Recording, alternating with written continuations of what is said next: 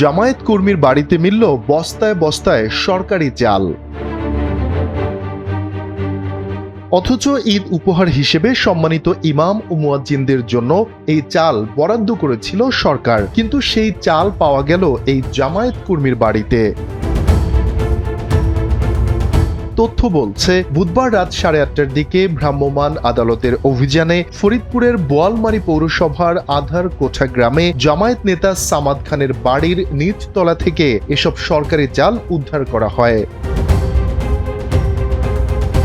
ভ্রাম্যমাণ আদালত সূত্রে জানা গেছে, গোপন সংবাদের ভিত্তিতে অভিযান চালিয়ে 50 কেজির 12 বস্তা চাল ও খুচরা 30 কেজি সহ মোট 630 কেজি চাল উদ্ধার করা হয়।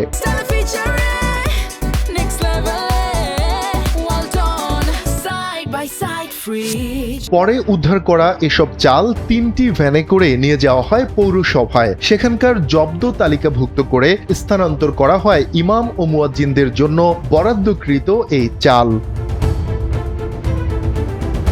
নির্বাহী ম্যাজিস্ট্রেট শিব্বির আহমেদ বলেন, গোপন সংবাদের ভিত্তিতে অভিযান চালিয়ে 12 বস্তায় মোট 630 কেজি চাল উদ্ধার করা হয়েছে। চালগুলো পৌরসভায় স্থানান্তর করা হয়। এই ঘটনায় নিয়মিত মামলা দায়েরের প্রক্রিয়া চলছে। তবে এই ঘটনায় অভিযুক্ত জামায়াত কর্মী ও সাবেক কাউন্সিলর আব্দুস সামাদ খান বলছেন ভিন্ন কথা। তার দাবি, প্রতি বছরই ইমাম ও মুয়াজ্জিনদের জন্য চাল তার বাড়িতেই এনে রাখা হয়। এর সঙ্গে তার কোনো ব্যক্তিগত স্বার্থ জড়িত নেই। তাকে রাজনৈতিকভাবে হয়রানি ও ফাঁসানোর চেষ্টা করা হচ্ছে।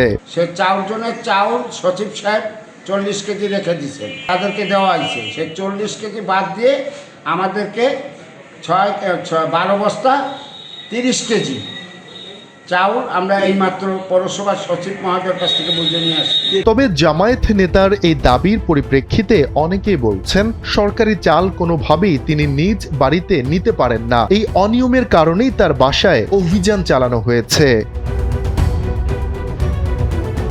শফিকুল ইসলাম শান্ত, এনপিবি।